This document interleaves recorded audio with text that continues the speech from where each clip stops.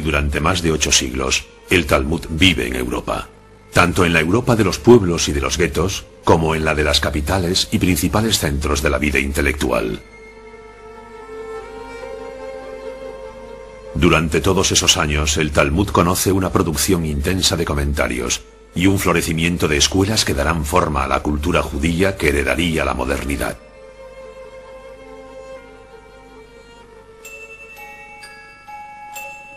La modernidad está representada forzosamente por los Estados Unidos.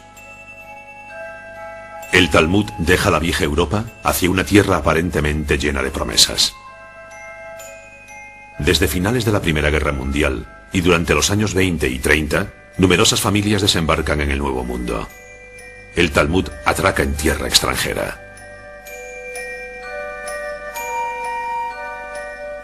Y como debe ser, una de las primeras cosas que hacen los judíos cuando se instalan es imprimir sus libros. Es una manera de marcar su territorio, aunque sea provisional. Como la tentación de la asimilación estaba más presente que en Europa, el Talmud corre el riesgo de verse rápidamente abandonado. Para prevenir los peligros de esta nueva situación, surgirán inmediatamente las primeras escuelas, que seguirán la línea de las del viejo continente. El Talmud echa raíces en el seno de una modernidad todavía desconcertante.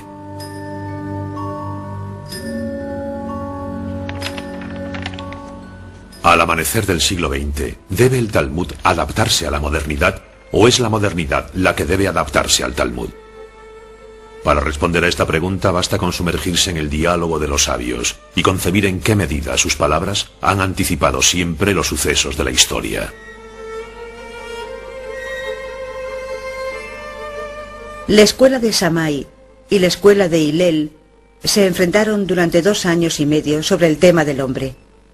La primera decía: habría sido mejor que el hombre no hubiera sido creado. La segunda: es bueno que se haya creado al hombre.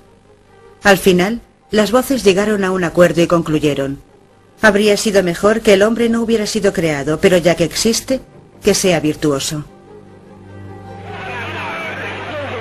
¿Virtuoso? ¿Qué les quedaba a los judíos en los albores de la Segunda Guerra Mundial? ¿Quizás ir a practicar su virtud en los Estados Unidos?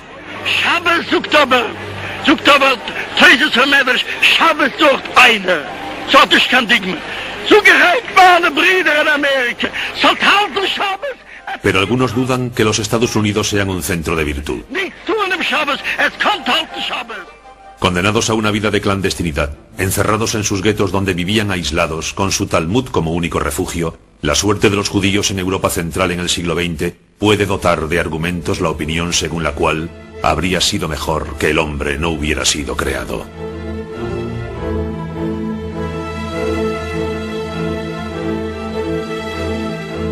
El nazismo, en cualquier caso, se erige como un claro ejemplo de ello.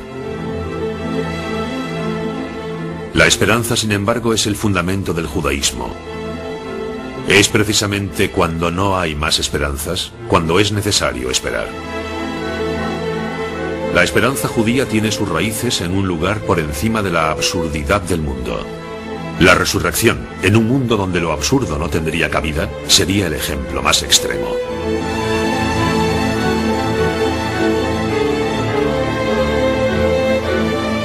El Talmud cuenta la historia de un emperador romano que envió a los judíos a la muerte. Ese emperador le pregunta a uno de los sabios judíos antes de dejárselo a sus verdugos: no entiendo cómo vosotros, los judíos, podéis creer en la resurrección de los muertos. La hija más joven del sabio responde por él. Le dice al romano: tú no existías y ahora existes. Eso no te sorprende, pero a mí me maravilla a cada momento. Hoy existes ¿y te sorprendes de que otro día puedas existir de nuevo? Pues a mí eso no me sorprende. El Talmud evoca la resurrección de los muertos de forma abstracta, pero se presenta a sí mismo como un ejemplo concreto. De hecho, ¿cuántas veces renació de entre las llamas? En esos momentos, y a pesar de la amplitud del desastre, el pueblo sobrevivió. El libro también. No dice el Talmud: aprendemos más de los muertos que de los vivos, porque los vivos transmiten las enseñanzas de los muertos y así los vuelven a la vida. ¿No se llaman los cementerios Bet Haim o Casa de los Vivos? Los cementerios parecen bibliotecas a cielo abierto, porque el Talmud dejó en ellos algunas de sus más famosas páginas de la historia. En otro tiempo germinó allí la sabiduría, pero esta no ha desaparecido, está aún allí, lista para nacer de nuevo.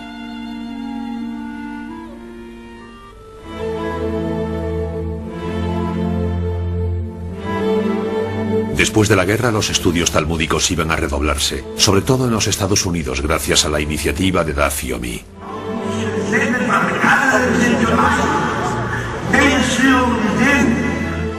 Al ritmo de una página por día, hace falta algo más de 7 años para leer las 2.711 páginas de la edición moderna del Talmud, un ejercicio al que se dedican en todo el mundo todos los talmudistas dignos de ese nombre asociados al programa de Daf Yomi.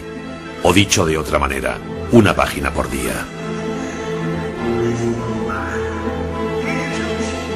El principio del estudio de una página diaria del Talmud fue iniciado por el rabino Meir Shapiro el 11 de septiembre de 1923 en Lublin, en Polonia.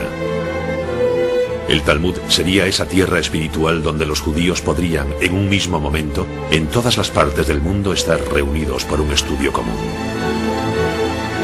En 2005, el Madison Square Garden de Nueva York reunió a más de 46.000 personas conectadas por satélite con otras comunidades del mundo para celebrar la clausura del 11º estudio del Talmud, 11 ciclos de 7 años y medio. Una nueva generación de talmudistas estaba a punto de aparecer, retomando la voz de sus padres.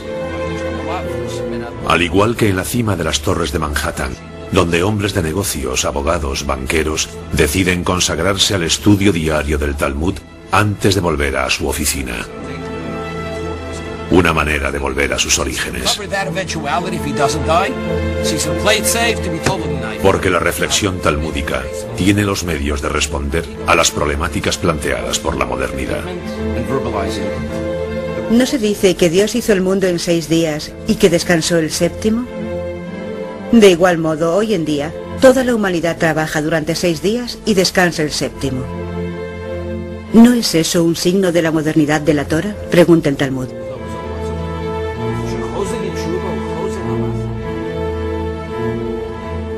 Los judíos estadounidenses han participado desde el principio en la construcción de un nuevo mundo, pagando a veces al precio de su propia herencia cultural. Pero aún así, siempre ha mantenido un vínculo con la tierra ancestral, volviendo regularmente al suelo de la vieja Europa. Más que una cuestión de nostalgia, se trata de una necesidad real de volver a los orígenes, junto a aquellos que supieron preservar el Talmud de la asimilación. En efecto, la asimilación ya había ganado en Europa. Eliminando la yeshiva, sucumbiendo a los encantos de la filosofía, de la literatura, del arte, de la ciencia, los numerosos hijos y nietos de talmudistas iban a abrir vías nuevas en muchos dominios. Matemáticas, lógica, física e incluso psicoanálisis. En su correspondencia con Karl Abraham, Sigmund Freud evoca el atavismo talmúdico que habría empujado a algunos de sus colegas a las vías del psicoanálisis. ¿Qué diferencia existe entre un talmudista y un psicoanalista? Una generación, dicen. Hoy en día podemos darle la vuelta a la pregunta. ¿Qué diferencia existe entre un psicoanalista y un talmudista? Otra generación más. Una generación, sin embargo, a la que habían arrancado violentamente el Talmud de las manos para lanzarlo al fuego. Ahora bien, cuando se comienza a quemar los libros, se acaba quemando a los hombres. A hombres que fueron introducidos en unos trenes que se convirtieron en su tumba. Otros trenes de hoy en día se toman la revancha. Por ejemplo este, como muchos otros, en el que cada mañana entre Long Island y Manhattan, uno de sus vagones se convierte en escuela talmúdica, conduciendo a su trabajo a numerosos descendientes de supervivientes.